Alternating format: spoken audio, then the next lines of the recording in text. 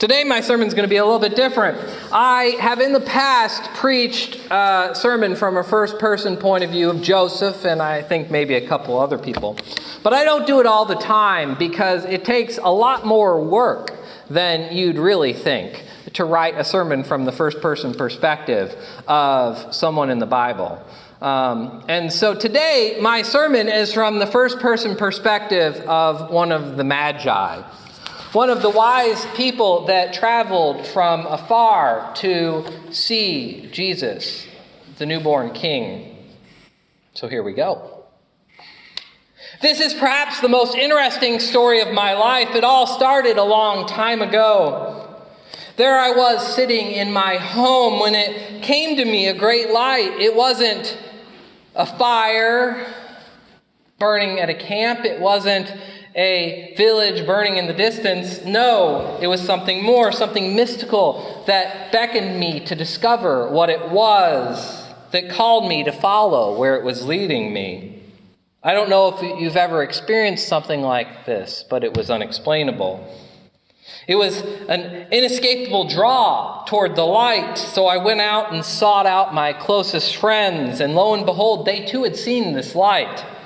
They felt its draw. It was a new light that we hadn't seen in the sky before. This light must mean something, we told ourselves, but how do we determine what?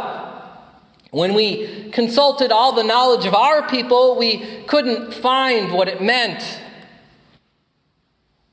We didn't know what this light was. However, in the words of the Hebrew people, the prophet Isaiah told us of a light that will come to the Hebrew people. These are the words that we found. Arise, shine, for your light has come, and the glory of the Lord has risen upon you.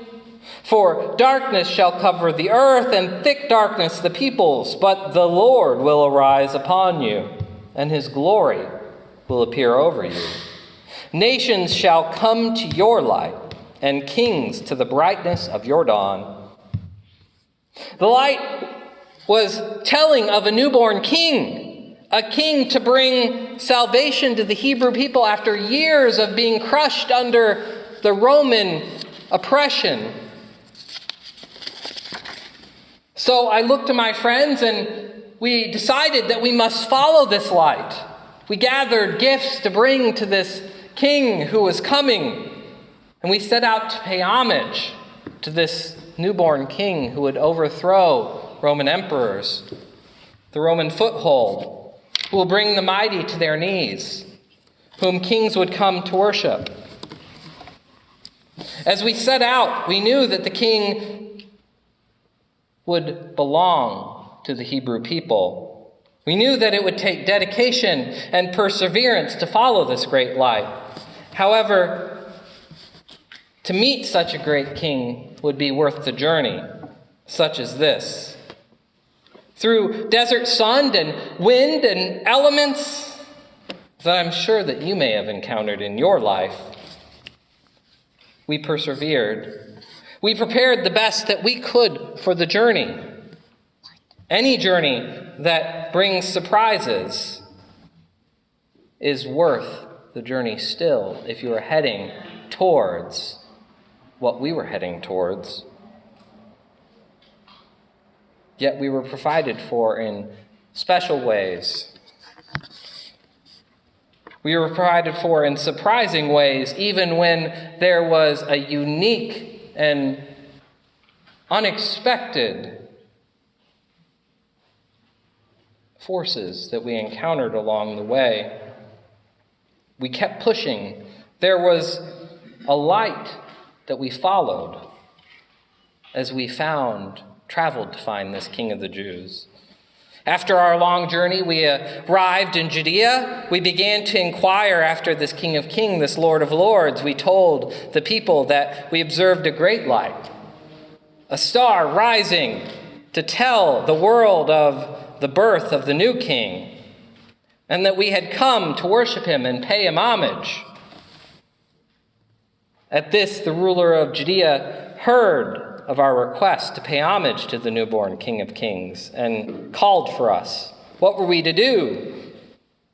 When you are called to appear before such a man as Herod, you go.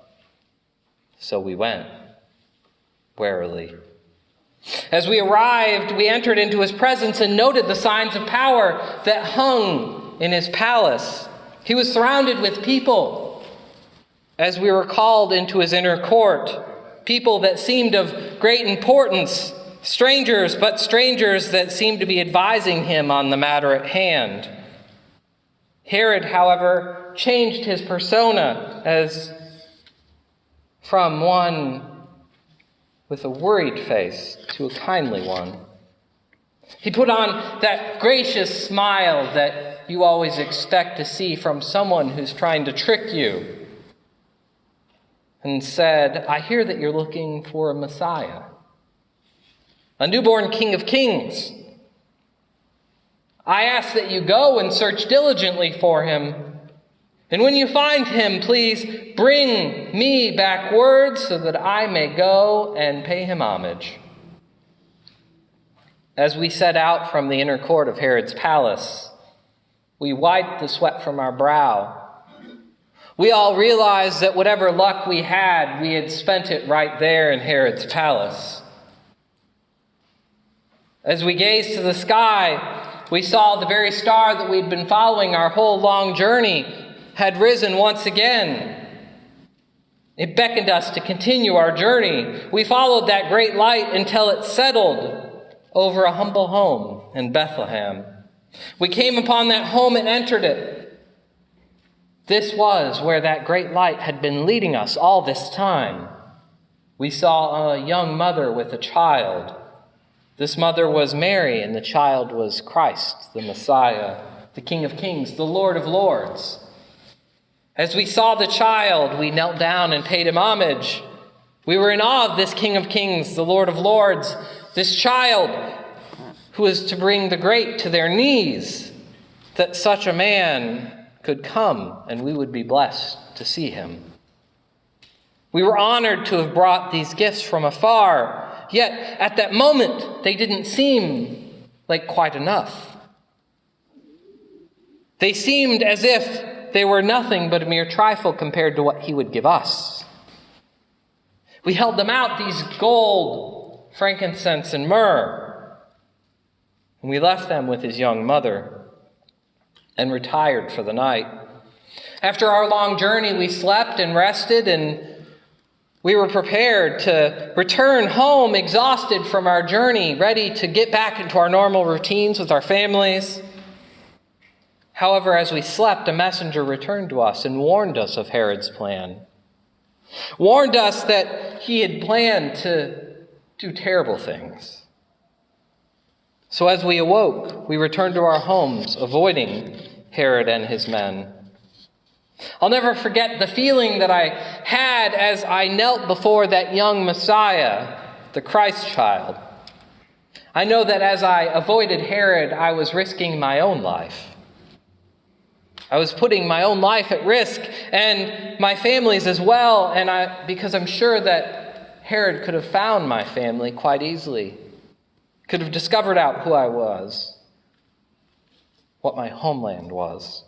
However, every day after that decision, I've still felt confident that I made the right one.